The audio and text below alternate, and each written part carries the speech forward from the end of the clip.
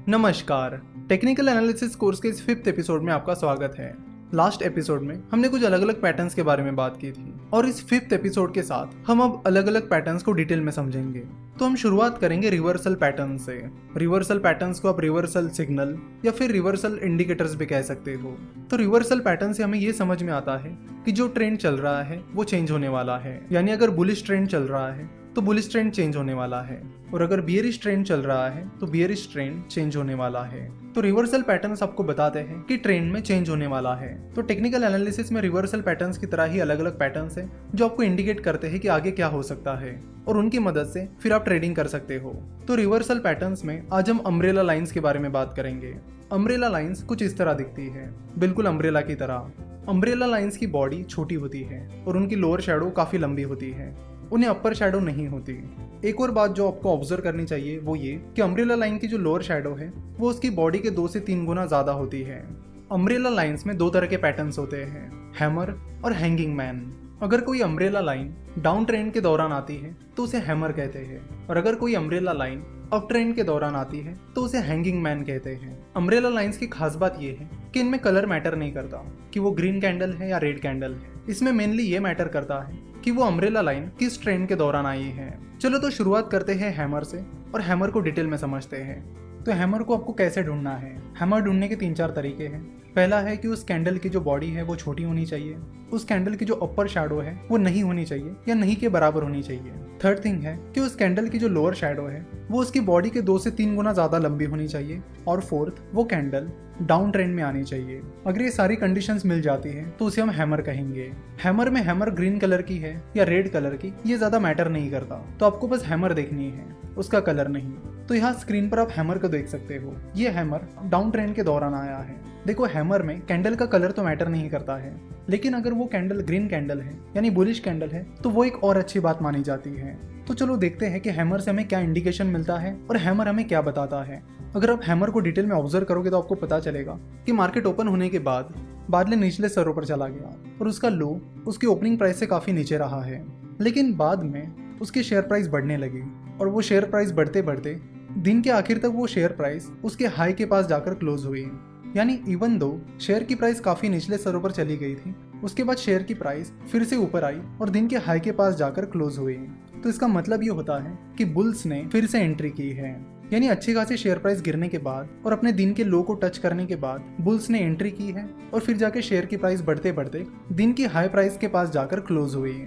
जैसे कि आप देख रहे हो कि इस हैमर से पहले मार्केट लगातार गिर रहा था और फिर अचानक से हैमर के दिन बुल्स ने मार्केट में एंट्री की है, और इस बियर मार्केट में बुल के आने से ये माना जाता है कि मार्केट में चेंज हो सकता है। इसलिए हैमर को रिवर्सल पैटर्न कहा जाता है, क्योंकि हैमर आने के बाद शेयर की प्राइस के पैटर्न में चेंज आ सकता है, और यहाँ पर ट्रेडर्स बाइंग अपॉर्चुनिटीज ढूंढ सकते हैं। ट्रेडर्स यहाँ से एक्सपेक्ट कर सकते हैं कि हैमर के बाद बुल फिर से मार्केट में एंट्री कर सकते हैं, जिसके बाद शेयर प्राइस बढ़ सकती है। देखो, आपको हैमर के पैटर्न की तरह अलग अलग कैंडल्स दिख सकती है, जैसे कि आप यहाँ पर देख सकते हो, लेकिन ये हैमर नहीं हो सकती, क्योंकि इसमें हैमर की जो लोअर शैडो है वो उसकी बॉडी से 2 से 3 गुना बड़ी नहीं है। तो ये कंडीशन आप हमेशा याद रखिए कि हैमर की लोअर शैडो उसकी बॉडी से 2 से 3 गुना ज्यादा बड़ी होती है। तो हैमर हमें क्या इंडिकेट करता है? हैमर हमें इंडिकेट करता है कि आप उस शेयर को खरीद सकते हो, आप मार्केट में पोजीशन ले सकते हो।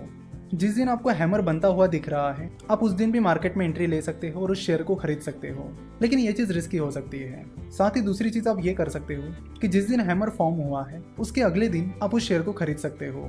चाहे आप जिस दिन हैमर फॉर्म हुआ है उस दिन उस शेयर को खरीद रहे हो या फिर नेक्स्ट डे उस शेयर को खरीद रहे हो, तो दोनों भी वक्त आपको एक चीज़ का ध्यान रखना होगा कि आपको स्टॉप लॉस जरूर लगाना होगा, और वो स्टॉप लॉस आपका हैमर जिस दिन बना है उस दिन की जो लो प्राइस है वो रखना होगा। तो अगर आपको स्टॉप लॉस क्या होता है ये पता नहीं है तो आपको बता दूं कि स्टॉप लॉस आपके लॉस को लिमिट करने में हेल्प करता है। जैसे कि मान लीजिए आपने 100 रुपीज़ में कोई शेयर खरीद लिया है और आपने 98 रुपीज़ का स्टॉप लॉस लगा दिया है, तो जैसे ही शेयर प्राइस गिरने लगेगी और 98 रुपीज़ तक पहुंच जाएगी आपके शेयर्स ऑटोमेटिकली सेल हो जाएंगे। तो आगे चलकर अगर वो शेयर 98 रुपीज़ से भी नीचे चला जाता है तो भी आपको उससे फर्क नहीं पड़ेगा, क्योंकि आपके शेयर्स बिक चुके हैं और आपको 2 रुपए पर शेयर का लॉस हुआ है। तो स्टॉप लॉस आपको लॉसेस को लिमिट करने में हेल्प करता है, और ट्रेडिंग करते वक्त स्टॉप लॉस कंपलसरी होता है, आपको स्टॉप लॉस यूज करना ही करना है।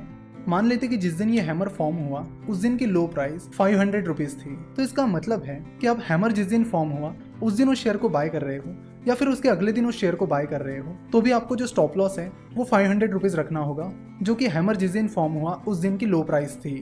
तो ये हो गई हैमर की बात। हैमर ट्रेंड के बाद अब बुल ट्रेंड एक्सपेक्ट कर सकते हो और उस शेयर को खरीद सकते हो। देखो, कैंडलस्टिक के जो अलग अलग इंडिकेटर्स हैं वो हमें अलग अलग चीजें इंडिकेट करते हैं। तो जैसे आप धीरे धीरे सारे पैटर्न सीख जाओगे और मार्केट में ट्रेड करोगे, तो आपको अपना भी कुछ एक्सपीरियंस आएगा, जिसको यूज करके आप कैंडल्स को अपने हिसाब से भी यूज कर सकते हो। जैसे कि अगर आपका एक्सपीरियंस आपको बोलता है कि जिस दिन हैमर फॉर्म हुआ है उस दिन खरीदना ज़्यादा रिस्की होता है, और जिस दिन हैमर फॉर्म हुआ है उसके अगले दिन खरीदना बहुत अच्छा साबित हुआ है, तो वो स्ट्रेटेजी आप फॉलो कर सकते हो। तो ये सारी चीज़ें धीरे धीरे एक्सपीरियंस के बाद आपको पता चलेगी। अब हैंगिंग मैन की बात करते हैं। हैंगिंग मैन अब ट्रेंड के दौरान आता है। दिखने में हैंगिंग मैन हैमर की तरह ही होता है, और हैंगिंग मैन में भी उस कैंडल का कलर कौन सा है ये मैटर नहीं करता। अगर आप सोच रहे हो कि हैंगिंग मैन और हैमर में कैंडल का कलर मैटर क्यों नहीं करता है, तो उसका जवाब है कि हैंगिंग मैन और हैमर, इनकी जो बॉडी होती है वो बहुत छोटी होती है। इसलिए अगर वो बॉडी ग्रीन भी है या फिर रेड भी है, तो भी उसका मतलब यही होता है कि उस पर्टिकुलर दिन शेयर की प्राइस उसके हाई प्राइस के पास जाकर क्लोज हुई है। चाहे वो ग्रीन कैंडल हो या रेड कैंडल, उसकी शेयर प्राइस उसके हाई प्राइस के पास जाकर ही क्लोज हुई है। इसलिए हैमर और हैंगिंग मैन दोनों में कैंडल के कलर को ज्यादा इंपॉर्टेंस नहीं दिया जाता। तो हैंगिंग मैन की कंडीशंस क्या क्या है? उस कैंडल की बॉडी बहुत छोटी होनी चाहिए, उसकी अपर शैडो नहीं के बराबर होनी चाहिए, और उसकी लोअर शैडो उसकी बॉडी से 2 से 3 गुना लंबी होनी चाहिए। साथ ही वो कैंडल अप ट्रेंड के दौरान आनी चाहिए। तो हैंगिंग मैन से हमें क्या पता चलता है? हैंगिंग मैन से हमें पता चलता है कि मार्केट में ट्रेंड चेंज होने वाला है और बियर्स मार्केट में एंट्री कर सकते हैं, जिसके बाद शेयर की प्राइस गिर सकती है। चलो तो हैंगिंग मैन के कैंडल को देखते हैं। जैसे कि हमें पता है हैंगिंग मैन अप ट्रेंड के दौरान आता है, यानी हैंगिंग मैन आने से पहले बुलिश मार्केट चल रहा है, जिसमें शेयर की प्राइस लगभग हर दिन बढ़ती जा रही है। और उस बुलिश ट्रेंड के बीच अगर हैंगिंग मैन आता है तो उससे हमें समझ में आता है कि बियर्स ने मार्केट में एंट्री कर ली है। क्योंकि जैसे कि आप हैंगिंग मैन कैंडल को देखकर समझ सकते हो कि हैंगिंग मैन कैंडल की लोअर शैडो बहुत लंबी है। इसका मतलब है कि उस दिन बियर्स ने मार्केट में एंट्री कर ली थी, शेयर प्राइस काफी गिरी थी, लेकिन बियर्स मार्केट में वो मोमेंटम बनाए नहीं रख पाए और दिन के आखिर तक शेयर प्राइस उसके हाई प्राइस के पास जाकर क्लोज हुई।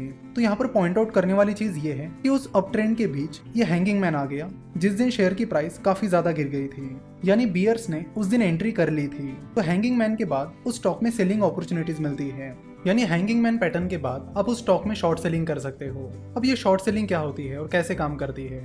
सो जब आपको लगता है कि कोई स्टॉक गिर सकता है, तब आप उसमें शॉर्ट सेलिंग करके प्रॉफिट कमा सकते हो। शॉर्ट सेलिंग में जब शेयर की प्राइस गिरती है तब आपको प्रॉफिट होता है।